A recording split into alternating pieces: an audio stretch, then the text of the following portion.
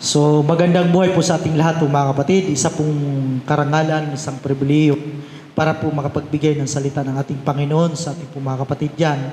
Kung kayo po ay nasa lugar na yon, i-prepare po natin yung mga sarili po natin para po purihin po natin ang ating Diyos. Isa po sa tatalakayin po natin sa araw na ito, how to access the grace of God.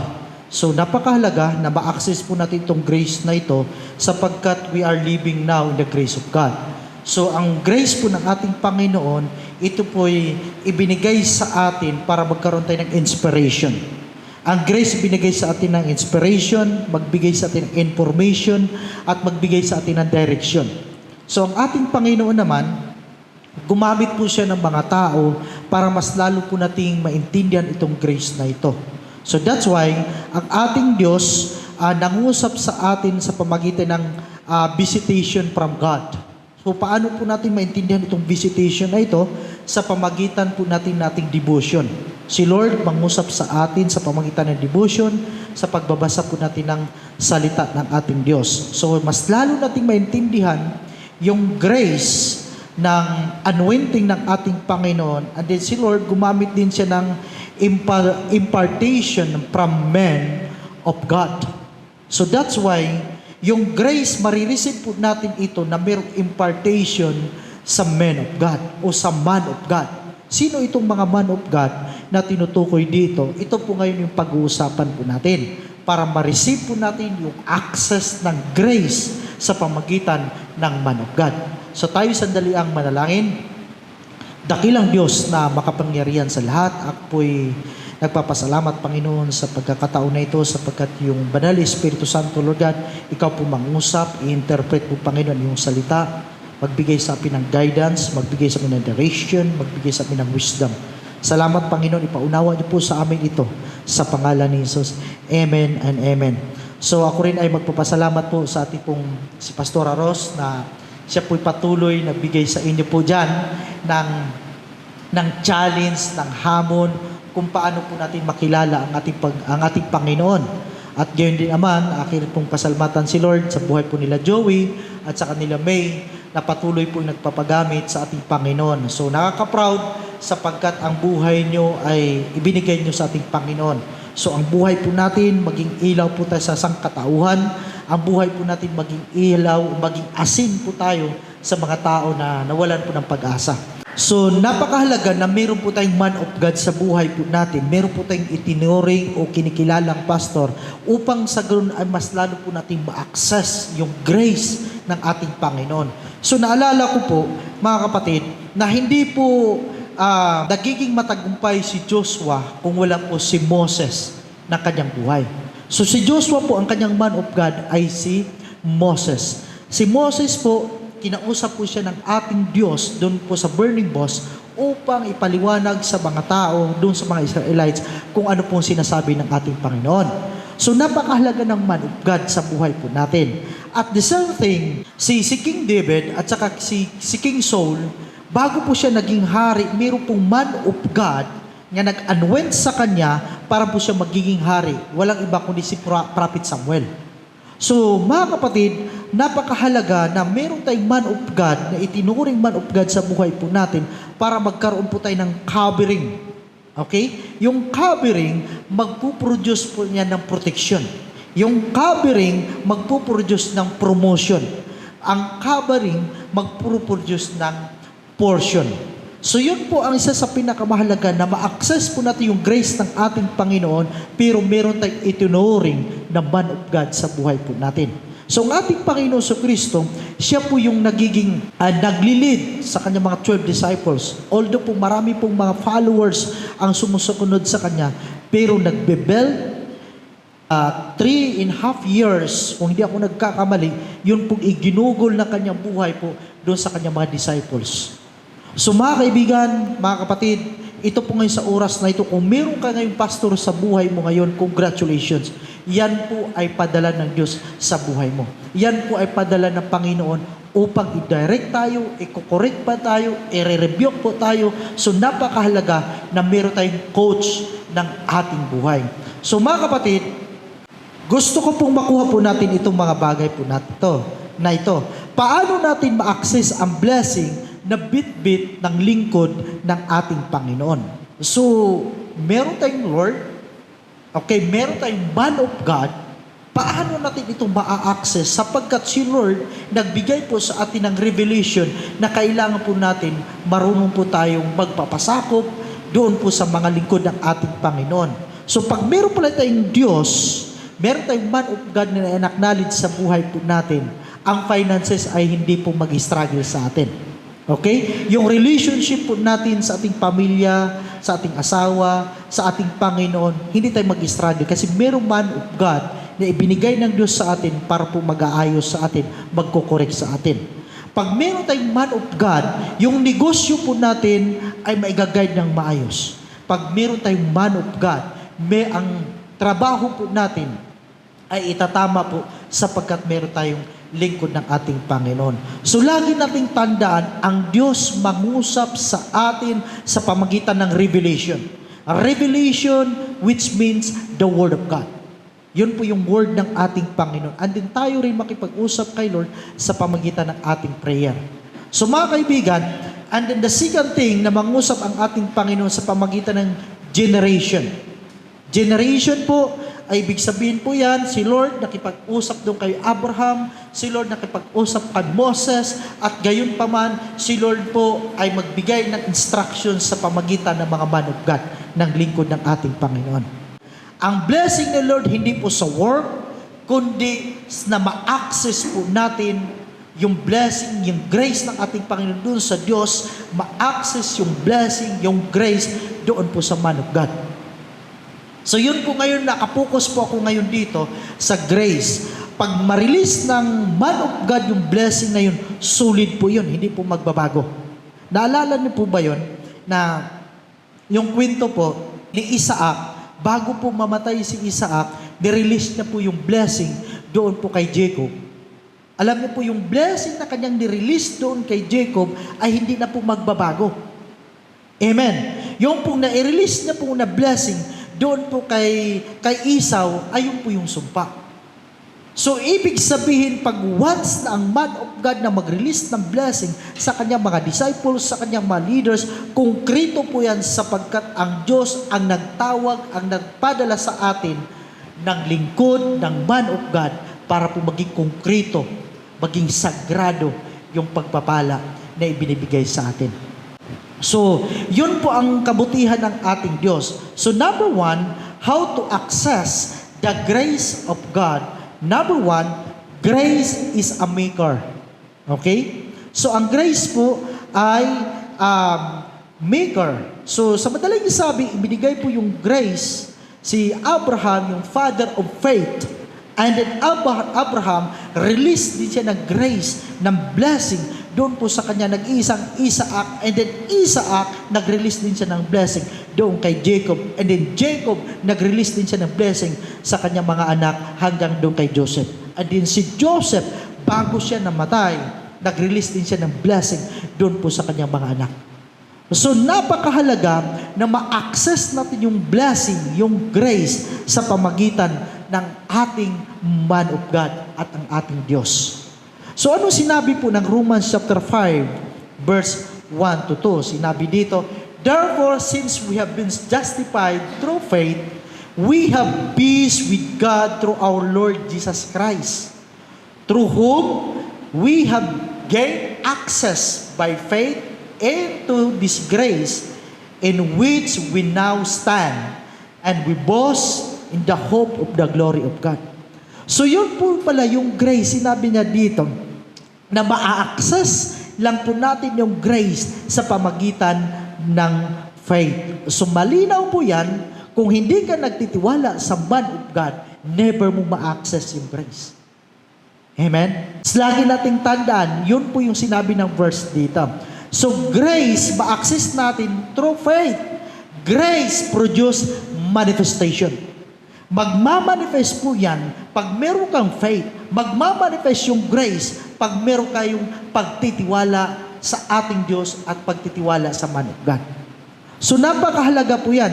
Grace of giving, makikita po natin manifestation, grace of giving, yung pong nagtitiwala po tayo sapagkat yung grace, nagpro-produce po yan doon po sa pagbibigay po natin. So, lagi natin tandaan this year, pag meron po tayong tinuturing na man of God, you will end this year in plenty. Okay? So, kung pag meron tayong kinakilalang Diyos, meron tayong covering ng ating man of God, matatapos itong 2024 na maging masagana. You will end this year in victory. Maging victorious ka sapagkat meron kang man of God. Sapagkat na-access mo yung grace ng ating Panginoon sa pamagitan ng man of God. So that's why grace is a maker. Okay? Nangungus ang Diyos from Abraham to Isaac to Jacob hanggang sa kanyang mga anak, hanggang doon po kay Joseph. Lagi po nating tandaan po mga kaibigan, mga kapatid, napakahalaga na meron tayong nire-recognize na pastor o pastora ng buhay po natin.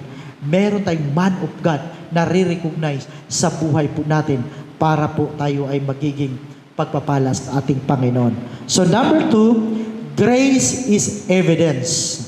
Makikita. Hindi lang po sinasabi, ako ay Kristiyano. No. Dapat po pagsabi natin Kristiyano, makikita sa galaw. Pagsabi natin Kristiyano, makikita sa ating pananalita. Kasi marami pong Kristiyano matagal na pong nagsiserve sa ating Lord, pero yung hindi po makikita sa kanyang mga labi, hindi makikita sa kanyang sinasabi. More on bad words, more on negative. Hindi ka po Kristiyano kung yun po ang lumalabas sa bibig mo. Amen? Number 3, grace should be replicate. So, kailangan po ma-replicate. We should be seed of this grace. Pag makita po natin yung grace po natin, maipapasa po natin ito. Maitanim po natin sa mga tao na walang pag-asa. Maitanim po natin sa mga tao na yung hopeless, sa mga tao pong barumbado mag-isip, sa mga tao pong wasak ang pamilya. So dapat po tayo po yung grace ma-replicate po natin sa mga tao na makakilala sa ating Diyos. Dapat ang grace may multiply na makikita sa buhay natin. Magmo-multiply. Lagi natin tandaan, you are the asset of grace. Amen po ba doon? Amen po ba? You are the strength of grace. Yung nga pong makikita sa buhay po natin. Hindi po tayo negative mag-isip. Dapat po problem solver po tayo. Amen? Problem solver. Isa po sa mga katulong po sa atin ng problem solver, meron po tayong man of God sa buhay po natin. Amen? So lagi nating tandaan, maintindihan mo na yung ginagawa ng pastor mo kung ikaw ay gumagawa o tumatayo ka doon po sa katayuan ng ating mga man of God. Hindi po madaling magpastor. Hindi po madali. Sapagkat ginagawa po namin ito kasi naintindihan po namin yung grace ng ating Panginoon. Amen? Now, how to access the grace of God? Okay? Receive the person and ministry of your pastor. Okay? How to access grace? Number 1, receive the person and ministry of your pastor. So, lagi nating tanad, i-receive po natin yan. Yung ministry ng ating pastor. Pag kinukuri ka ng ating pastor, nagpapatunay lang po yan na mahal ka ng pastor mo. Amen? Pag nire-review ka ng pastor mo, pinapatawag, o halika dito Pedro, usap tayo. Ibig sabihin po yan, meron siyang concern sa'yo. Kung ang pastor mo, yung man of God, ay hindi ka na kinakausap, isa lang ibig sabihin yan, wala kang value para sa kanya. Anong sinasabi dito ng Matthew chapter 10, verse 41 to 42? He who receive a prophet in the name of a prophet shall receive a prophet's reward. Lagi nyo tandaan, ano? Kung nire-receive pala natin yung prophet in the name of the prophet shall receive prophet's reward. And he who receive a righteous man in the name of a righteous man shall receive a righteous man's reward. And whoever gives one of these little ones only a cup of cold water in the name of disciple, assuredly I say to you, he shall by no means lose his reward. So meaning po yan, Kung ang isang tao ay hindi po nakikinig sa kanyang man of God, malulos ang kanyang reward.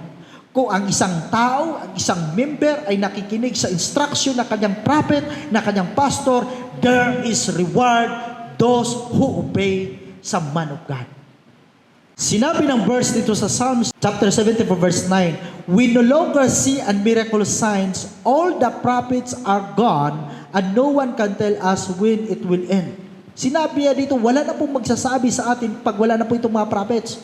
Lagi mo tandaan, kung wala na pong pastor na magkukurik sa iyo, lagi mo tandaan po yan, kaibigan, hindi mo maranasan yung miracles. Wala na pong miracle sign sa buhay po natin kung wala po yung man of God. So, ang man of God, blessing po yan para sa iyo. Amen? Your prophet are the way of sign of blessing. Recognize the man of God. Okay? So, lagi nating tandaan, ang sermon ni pastor, yun po ang magbibigay sa inyo ng direction. Ang sermon ng ating pastor, yun po magbibigay sa atin ng destination para maabot po natin ang buhay na walang hanggan. Listen to your pastors. Makinig ka. Obey your pastor. Amen? Makinig ka at sumunod. Kung nagtitiwala ka sa pastor mo, magkakaroon ka ng fullness at nag-uumapaw ang biyaya ng ating Panginoon. Yung pamilya mo pagpalain, yung trabaho mo pagpalain, yung negosyo mo pagpalain, yung cell group mo pagpalain sapagkat nakinig ka sa man of God. Okay, number 2, believe in your pastor and his ministry. Sinabi dito sa 2 Chronicles chapter 20 verse 2b, sinabi dito, believe the Lord your God and you will be able to stand firm. Believe in His prophets and you will be succeed. So malinaw po yung verse na nagsasabi dito, magtitiwala ka sa Diyos para ikaw po ay mag-stand firm. Amen. Magtatagumpay ka. But believe His prophets and you will be succeed. Malinaw po yung instruction kung bakit hindi ka pinagpapala ni Lord dahil hindi ka nagtitiwala sa pastor mo. Bakit matampuhin ka ngayon sapagkat hindi ka nagtitiwala sa man of God? Bakit ang bilis mong ma-discourage sapagkat wala kang kinikilalang man of God?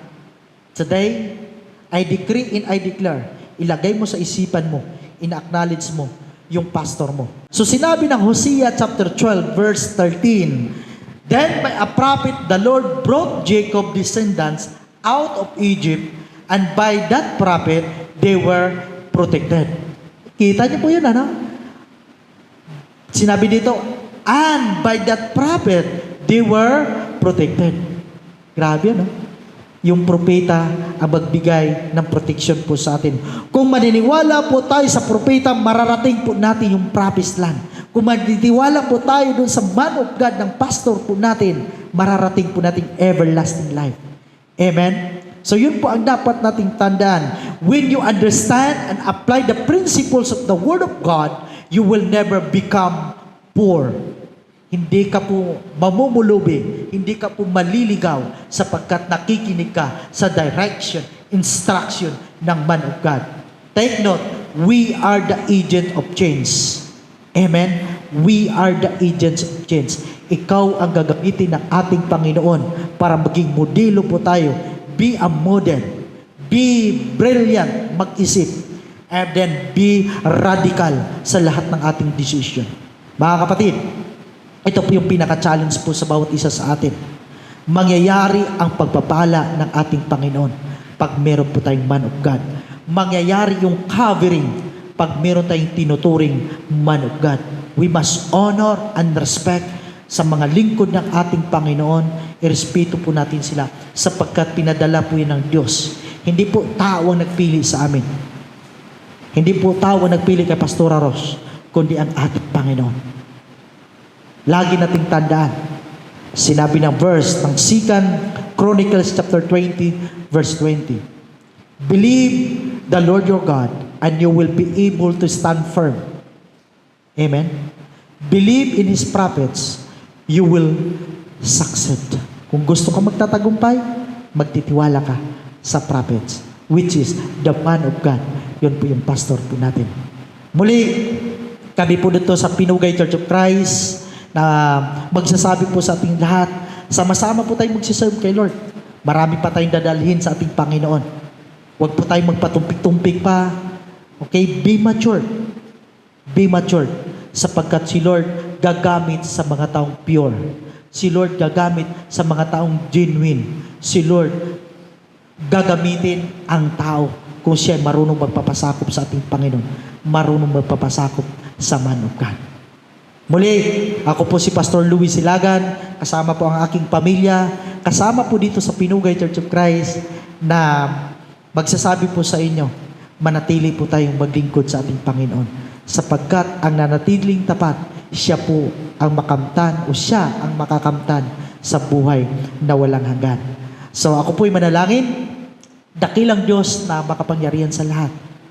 Totoo at sagisag ang iyong salita, Panginoon. Lord, I decree and I declare may po mga kapatid ngayon na nakikinig na ikaw po ang mangusap sa kanila. Ikaw po, Lord God, ang magbigay sa kanila ng revelation sa pamagitan ng word. Ikaw po, Panginoon, magbigay sa kanilang wisdom, knowledge, and understanding.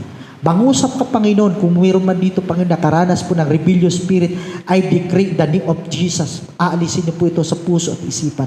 And then, Panginoon, aking pong dinadalangin, bless niyo po ang kanilang trabaho. I-bless niyo po kanilang negosyo. I-bless niyo po kanilang family. At i-bless niyo po, Panginoon, ang kanilang pastora, si Pastora Ros, Panginoon, na ikaw po ang mag-bless sa kanya. Ikaw po, Panginoon, magbigay sa kanya ng wisdom. Yung revelation, Panginoon, sa tulong niyang banal Espiritu Santo. Mag-interpret, Panginoon. Mag-intercede sa buhay niya, Panginoon. In the name of the Father, and to the Son, and to the Holy Spirit, I declare in the name of Jesus. Amen and amen. God bless po sa ating lahat. Mabuhay po tayo mga Pilipino.